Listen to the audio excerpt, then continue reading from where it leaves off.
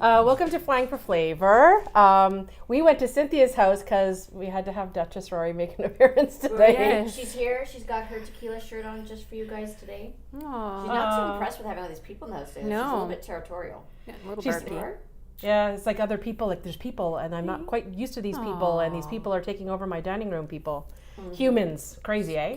And Stacy's home. Hi. I missed you. Thanks. I missed you guys. I only hated her a little bit because it wasn't as cold here this time. I know, right?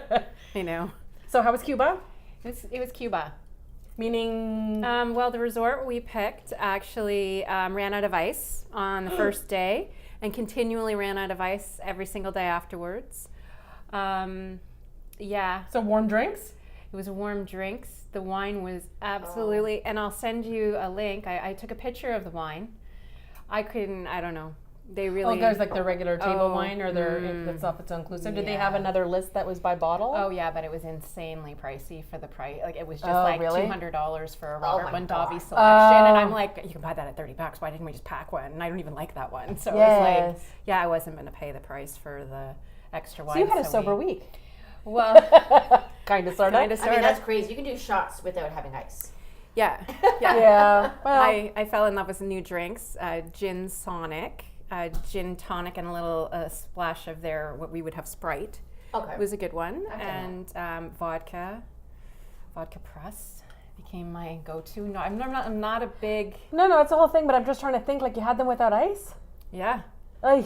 Everything was without ice. So then you went to the wine for dinner, and I mean, I think I drank 3 bottles one night, but it was like you were drinking water because it was like so not okay. It was just like the first couple glasses were like, And I spend it all down of just and so I you can spend get all of my time like railing against people who like vent about going to Cuba. but I love Cuba. I know. I was The just people. sad. It's the resorts and the management. It is not the people. It's not the country. It's not their food. It has to do with who's managing the resorts and the money and things that are getting in there. Because I've had similar things at other Cuban resorts where they seem to be running out or a shipment doesn't arrive for things, right? So they need really good trained chefs in there to say, okay, what do we have in the kitchen and what we can work with. Exactly. Kind of. Anyways, that'll be another show. It will be because I've got a lot of comments, but I'm going to keep it for a crew tip for another day. Yeah. Okay. Yeah.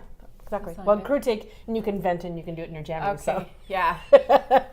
Yes, because this way she can actually share all the thoughts and then including the details And the on the resort, resort. yeah, the resort name and stuff. It was a family resort, and then when we got there, we upgraded to the adult only section. Hindsight, glad we did, but the money that we spent at the end of the day was like we could have gone to like an adults nicer only, resort all at that inclusive, 4 or 5 star. Whether it was in Cuba or Mexico for the price we paid, and it was just disappointing. Yep. For And me, I felt think it's partly disappointed. having to do with because you were in Veradero, right? Yeah. I think Veradero is one of the areas that some Americans can go to now. That go to. So I think because of that and the demand has increased, the prices go up, right? Yeah. Crazy. Yeah. Anyways, so we did a live show while Stacy was gone. I saw some clips, guys. We had margaritas. And strawberry, I heard.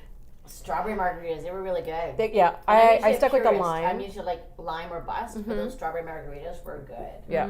So I was just afraid they were going to be too sweet for me because you know how like everything puckery. Yeah, but they were fresh tasting.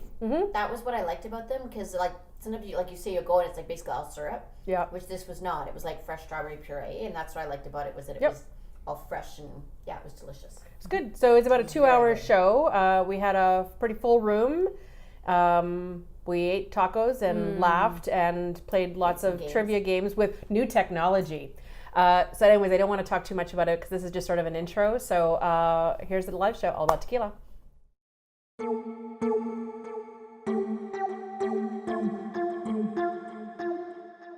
So what are we drinking? Obviously, tequila. Margaritas. Yeah, margaritas. So I took a little picture and I'll put it up on the show notes for those of you who are listening on the audio podcast. But Sylvia made strawberry margaritas. I'm having the original, of course, lots of lime, a little bit of, I didn't get salt in my glass in this one. Uh-oh. That's okay, I'm drinking it with a straw anyways. And then she also made sangria as an option. And then she has a whole pile of different kinds of beer, including, of course, beer from Mexico that you can opt in at. So that was part of the, so hopefully everyone, I see umbrellas, so we're having margaritas. I love the fact that she puts umbrellas in the margaritas. Makes me feel like we're not. And the temperature It here feels, feels it like makes it feel Mexico like too. there's not snow outside. Right? Right. Yeah. Okay. Okay, so now that we're here and now that you know where we are, I'll give you a quick little intro about tequila and then she'll go into industry updates. So we're going to go through a little bit of knowledge. This is actually going to be taken from my full-on tequila class that I usually do. So you're getting kind of a bonus thing. So this is going to give you the differences of all the different types of tequila. And here at Casa Mexicana, she's got 1, 2, 3, no, that's rum. 1, 2, 3, 4, 8 different ones. It's such a quaint little collection of tequilas. It is. I joke, it's actually a nice selection we don't see a lot when we go to restaurants, but my tequila collection at home is bigger. Braggart. Okay. So I'm going to go through the differences of tequila after so that you can at least now when you go into a restaurant or a Mexican place or you're at the LCBO if you're here in Ontario or if you're listening in the States, one of your local liquor stores, then you can actually be able to differentiate between which tequilas to buy for what you're going to use it for. So whether these are for cocktails, that kind of thing. And then I'm also going to talk about tequila. There's actually reasons for pairing tequila with food and how to do it. So that depending on what you're eating, which tequila you should actually be having it with. So just like every other alcoholic beverage, there's some rules to follow. So that's the instructional boring stuff. So let Cynthia start with the industry updates. So for those who may not have seen or listened to our show before, we always feature, because part of our slant is to the general public and part of our slant is also to the hospitality industry. We like to talk about what's kind of happening in the industry that's kind of newsworthy or noteworthy. For example, I think everyone's heard about Notre Dame Cathedral and the fire that destroyed a significant part of it. And it's been interesting to see the support across social media. And there were a few comments that came out that I couldn't really ignore because it kind of made me giggle a bit because they went, all of a sudden, like a church in France burns down and everyone's an armchair travel expert coming out with their pictures. Oh, I was there and it was like this and this and this. It was really interesting to see people jump on that kind of bandwagon. I didn't post any pictures of my. I did notice you didn't post any. I don't have any. That's not the time to post pictures Exactly. of the I was there. So interesting. So yeah. So the Notre Dame Cathedral was just one thing. I don't think anyone doesn't know about it. And then I've been watching a lot of controversy across social media about. I guess there's a bunch of business people who've gotten together to donate money to rebuild it, which is really lovely and wonderful. But the controversy is. Like these billionaires have $600 million to automatically just call in to donate to this one church. They said if they have that money that they can do it that quickly to rebuild a church, think of all the other things they can do with $600 million. Maybe cure some cancer. One person alone donated $600 million. So they have that much money. I mean, I appreciate he's a French resident, so yes, I understand why he was completely eradicate homelessness in France. I know. Anyways, so it was just a really interesting, and it was just a really interesting thing that we've seen a lot of conversation and interesting kind of things happening within kind of the community with regard to travel and what is this the most important thing. And I mean, if you're of that heritage and that religion, then of course it's one of the most important things. It's a landmark and it's a historical piece. And then you've got other people going, is that the most important thing? So it's just been a really interesting conversation to see. Well, I also noticed that for those of you who are on Twitter, because I'm kind of obsessed with it, Nerd. I spend more time reading than actually tweeting. I don't know what to say half the time, so I just follow everybody else. But there was actually a reporter in the States who saw that article about how people were donating such large amounts of money. And one of the controversies in the States is that there was 3 black churches that just burnt down in the last 3 weeks in the States that barely got any news coverage. And they said, what are we going to do about these other churches? Like, they're not getting any of that money. So just by Twitter alone, with the people who are following them and spreading the word, they raised in less than 24 hours $1.8 million for those 3 I wonder if we churches. could do something for like all these mosques that have been bombed and stuff too. Like I there's know. just so much out there. And I mean, in all fairness, when you've got that kind of money, you can spend your money wherever you want. Like, I don't have that money. Charities are lucky to get $50 for me. But so it's kind of judgy to say it, but it just was an interesting conversation that was kind of spiked out of it. Yep. And you can donate time to charities as well. That It's I not do. always cash, right? Yeah, Yes. that I do. Okay, I got another one. Okay. She's like, oh God, she's going to do more. But this was really kind of near and dear to my heart. If you've listened or seen our show, one of my best friends is in a wheelchair. And I'm actually really bummed she couldn't be here because she's also my tequila buddy. Anyways. She'd be getting shots for everybody, so next she time would, you can ask where's You guys Sarah. are missing out because Sarah's not here to buy you all shots. Okay, so as I mentioned, my friend Sarah's in a wheelchair. And in the past, we've talked about wheelchair access on beaches. And the fact that Sarah, at 40 years old, had never been able to actually like put her toe or her finger in the ocean because she's paraplegic and can't just even like hobble out. Like she literally can't get to the water.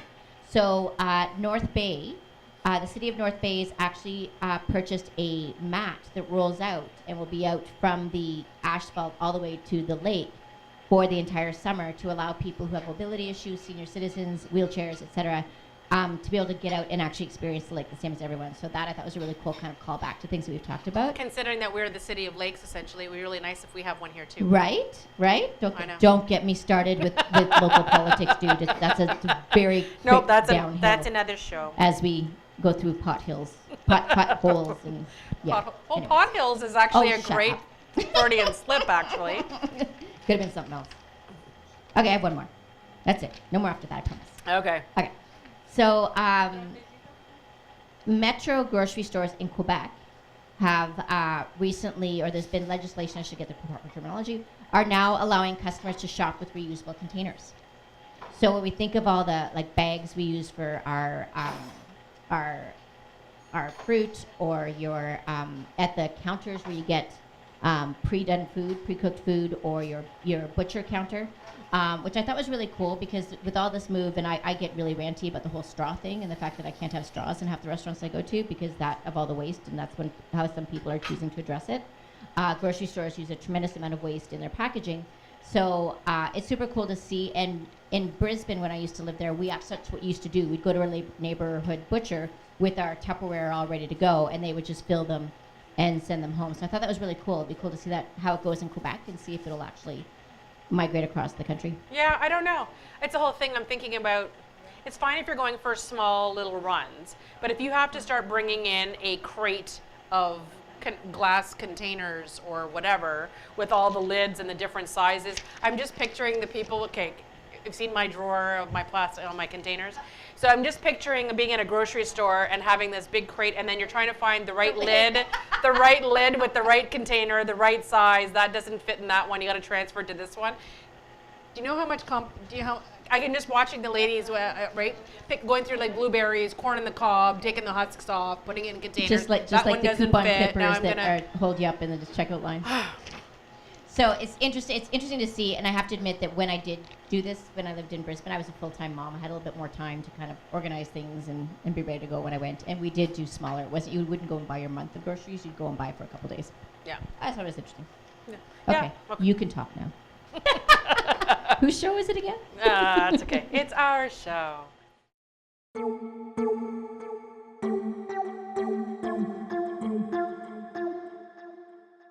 Okay, so what is tequila? Tequila is distilled spirit from the agave plant. Everybody knows this, right? And by the way, hopefully you're going to be paying attention to this because someone's going to be asking you questions later. There will be a test. There'll be a test. So tequila is made with the agave plant. There's actually a little flower, I think it's called a piña in the tequila, and that's basically what is sort of cooked down and basically distilled to make the tequila. You must have heard of mezcal. There's an old myth that tequila has a worm in it. It doesn't. It is only mezcal that has the worm in it, possibly. It is not, because that worm is only found in a different type of agave plant, and tequila is only made with blue agave. So sometimes it actually says right on the bottle. So not only does it say 100% agave, if you look at the back, it'll actually say 100% blue agave or whatever. It can't be called tequila unless it is made with blue agave. So that's basically what tequila is, and that's your difference between mezcal and tequila.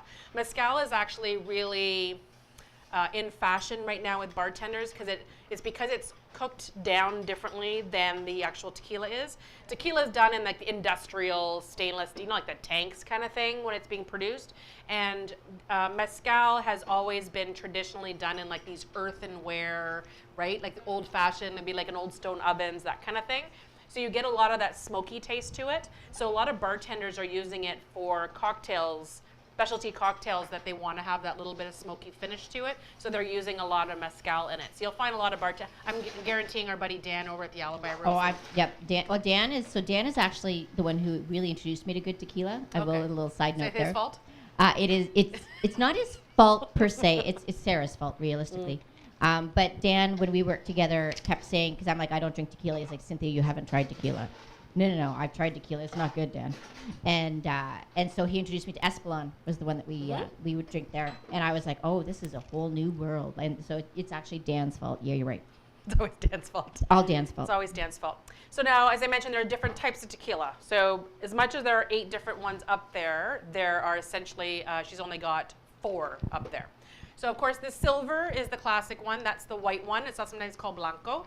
It is it's called silver tequila, or it's called white tequila. That is the one that you would likely to have in a lot of your cocktails, your margaritas, everything else. It's very fresh and light and crisp. It is not aged at all. It is completely young. Basically, as soon as they finish making it, it goes straight to bottle, and that's what you're getting. So there's no aging done on it. It's not sitting in oak or anything else, and that keeps that really clear color, right? The next one, of course, is the gold tequila. Now you gotta be careful because the gold tequila and the reposado are almost similar in color.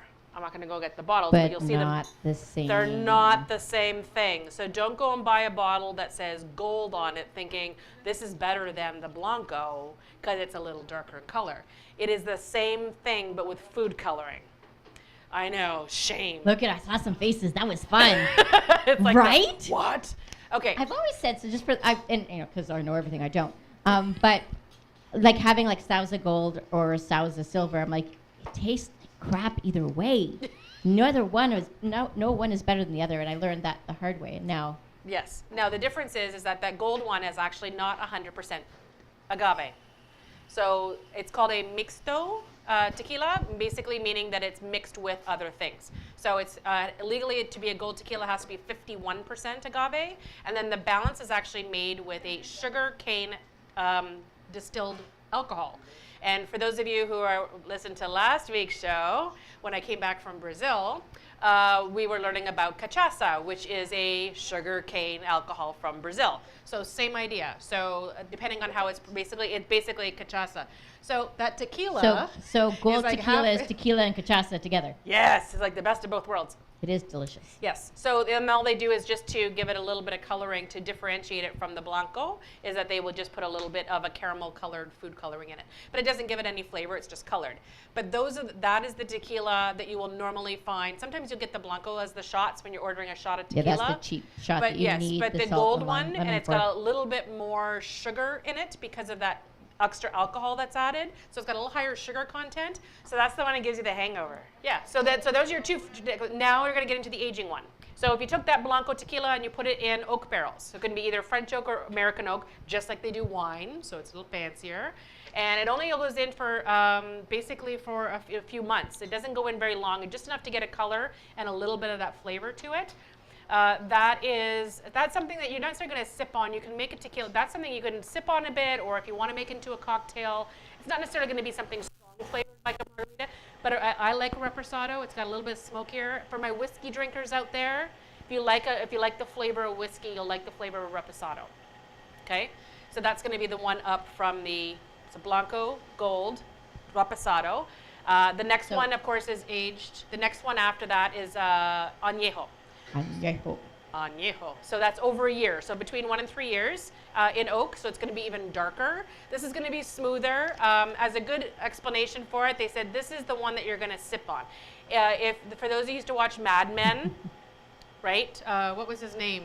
Dan Draper. Don Draper. You know how he always drank everything like scotch on the rocks and everything on the rocks? If he was ever drink tequila, he would have añejo on the rocks. So it is not meant to be mixed into a cocktail or anything else. That's your sipping tequila. So if you really want to have a good one and sip on it and learn to depreciate those really big flavors, the añejo is the one. Same thing then, the next one is aged even longer. This is going to be over 3 years, and that's the extra añejo. She doesn't have any here. That's the one, those are your collector bottles. So this has been aged even longer. This is that, special occasions, you take the bottle out to impress your friends. It's like your Casa Azul. Yeah, it's like it's the really big ones. These are the ones at the LCBO they'll have in that cabinet maybe at the back. With lock and key. Yeah, with lock and key. They're not cheap. But again, these are really, really, so if you have a really good tequila lover, the extra añejo is so good. Yes. So it's just a matter of what you're going to use your tequila for. If you're going to mix it in cocktails, use certain ones. If you're going to do shots with your friends on the weekend, right? Then you can go into the Blanco or the Gold. If you're going to use it for other kind of cocktails, more like a whiskey type thing, then you can go into the Reposado.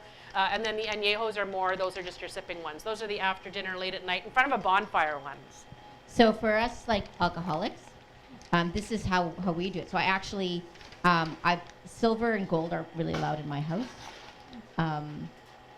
They're not in your house? They're not in my house. Oh, they're in my house. So Reposado is what I make my margaritas with. Are you really? Yeah. Yours are smoky then. They're delicious. Okay. That's why they're so good. And then I laugh because Añejo is just sipping. And it is true, like they are sipping, but I'm a shooter girl, so I'm shooting it anyways. It doesn't burn anymore. It just tastes really smooth going down, and you don't get that, oh my God. So those you don't, if you're gonna shoot it, because I'm a shooting girl, that sounded really weird. No salt, no lemon. You just take it straight back, and it's dangerous. Very, very dangerous. So the first time I did a tequila tasting in Mexico many, many years ago, I sat down with some locals, and one of the things that they never understood is why people in North America are always just shooting back their tequila. Because they said, you will never catch Mexicans sitting around with like lime salt. That just doesn't happen. Because we drink the cheap It's shit. because we drink exactly. They just said you're just drinking bad tequila. Like Yeah. if you drank the good stuff, you wouldn't need it. So I think I did 7 tequilas with them that day. That was fun. That's a good day. That was a good day. I was sunburnt when I did that But too. you so weren't drinking gold, so you weren't hungover the next day. No, we did not do any gold. No, you were right. It was only we did the Blanco. We even did one called it's a tequila liqueur. So for any of you who are going to Mexico, it's a blue, I'll have to post a picture on it. So for those of you who are watching in the show notes, will be the link in your podcast notes that you can just click to. There'll be a photo, I'll put a photo of the bottle. But it's in duty free, so anyone you know is going to Mexico, I know a friend was going, I'm gonna get her to get me a bottle, but it's usually cheaper than the other tequilas because it is more like a tequila liqueur. It's very, very old. It's one of the first tequilas actually produced in Mexico. It is super smooth, a little bit on the sweeter side. I like to have it almost like a little liqueur glass before dinner, like to sip on it, and I've actually made a sparkling cocktail out of it. Oh, that would be good. Yeah. Anyways, it's always cheaper than the other ones, but because no one knows what it is, they just bypass it in the duty free. So when is this bottle arriving at your house? Oh, I don't know. Well, Sherry's going in May, so it'll be like after Mother's Day. Wicked.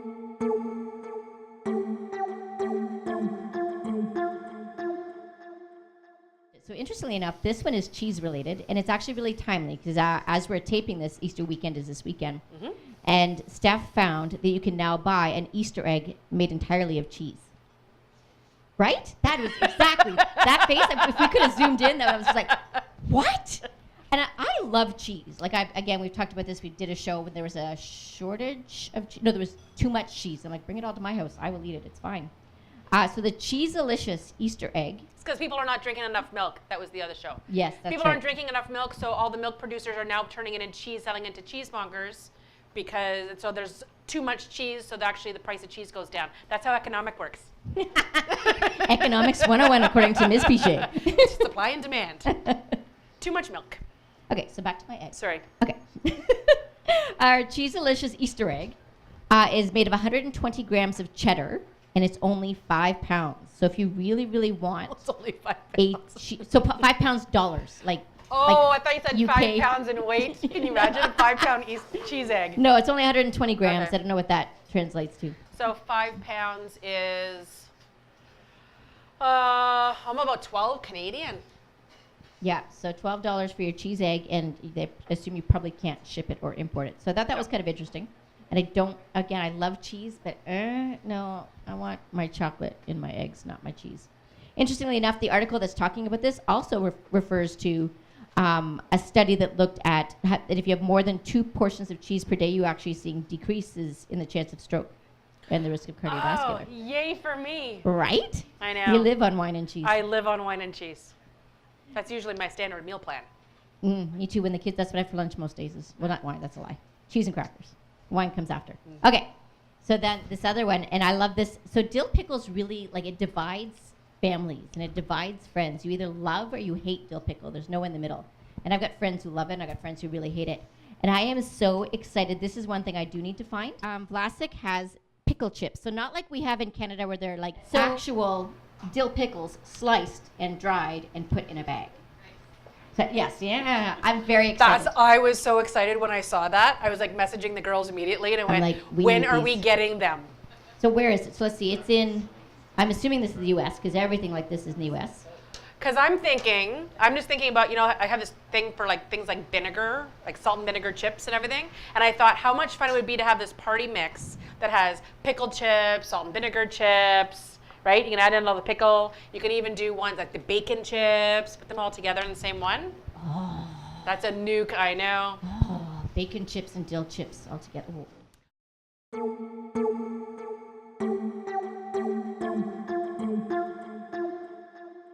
Okay, so now you remember all the different kinds of tequila that we talked about. So just like you would pair different wines with different food, usually based on acidity levels or based on sweetness and some of the flavor profiles.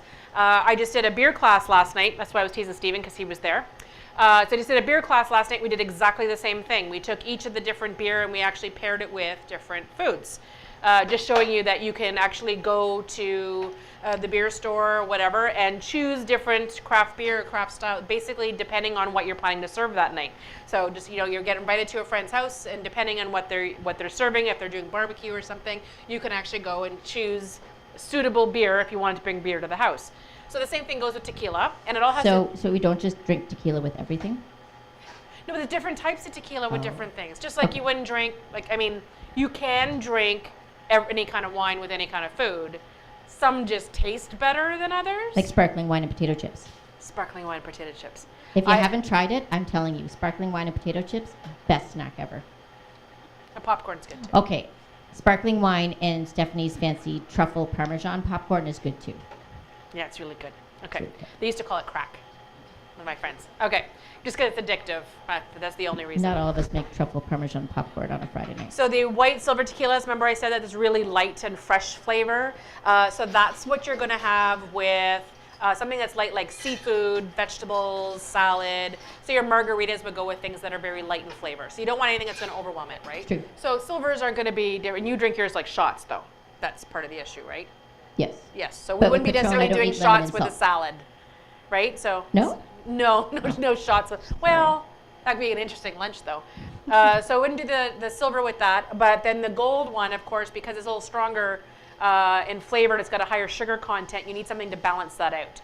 So that's where I would do a little more substantial foods, so that you could do some tacos and a lot of the stuff that you even had tonight, guacamole, things that have like a lot of garlic, maybe little chilies, that kind of thing can handle the gold tequila. As soon as you're getting into like the reposado and getting closer to the añejo, there's a little bit more depth to those. That's when I would say that's your barbecue stuff. That's your ribs, that's your roast chickens, that's a little bit more in the meats, but not necessarily your red meats. That would be al pastor, the little tacos that you had. Oh, they're so good. Yeah, so those little I tacos can't wait that you till have we're on your done sample talking plates. so I can have more. Yeah, so they should just launch that Flavor Fest weekend, eh? It was Yeah, so good. those are so good.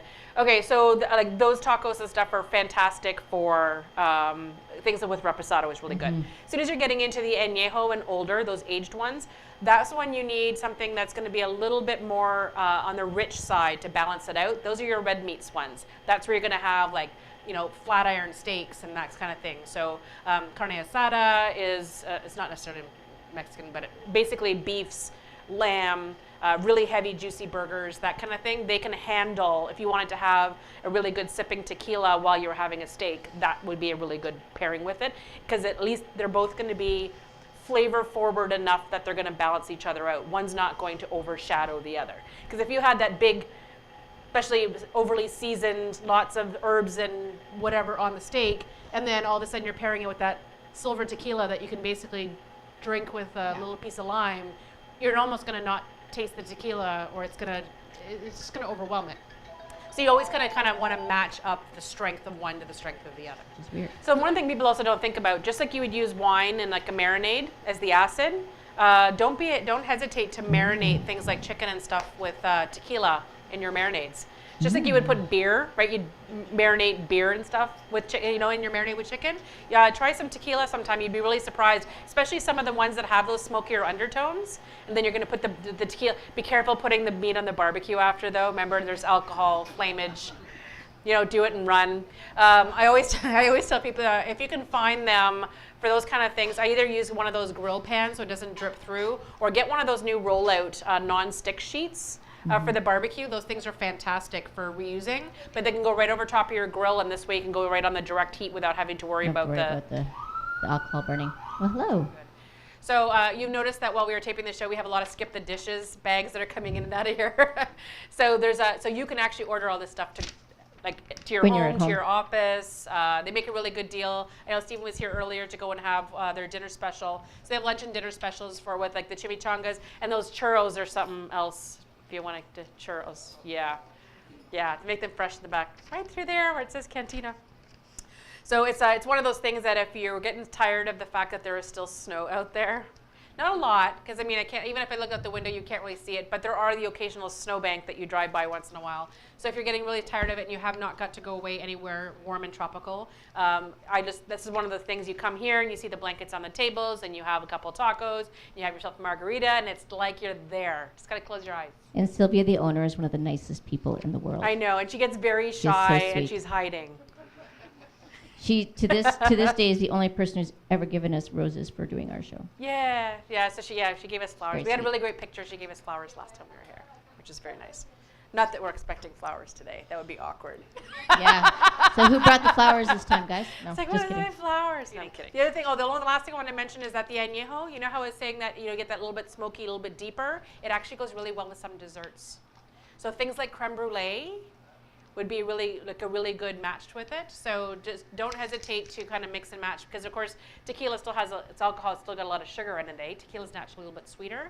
So to sip on that with, so if you had it with your añejo with your steak dinner and you're having a dessert like a creme brulee after, it'll actually, that with the creaminess of the vanilla would actually be a really good match. And I actually like it with chocolate too, but that's a whole other show. That's the chocolate show. That's tomorrow. I'm like, I just realized that I don't see any tres leche cake today. Oh yeah, she does a tres leche cake It's here. so good. So that's the traditional Mexican cake that's made with 3 different milk. It's something else when she does have it. So if she has it, something you have to try it. So it's actually made. So the 3 milk, of course, is condensed milk, Evaporated. milk, And and then a whole whole or- milk or yeah. something. So there's 3, and the cake's actually brushed on with the combination of this stuff, and it's soaked right in. And then there's whipped cream in them. Anyways, it's Very I know. delicious. It Yeah. is, yeah. It's, so and what, it's also good with tequila. what do we say was crack? Something was crack? Oh, the, Popcorn? yes, the popcorn was crack, and then this would be heroin. Okay. You're Okay. welcome.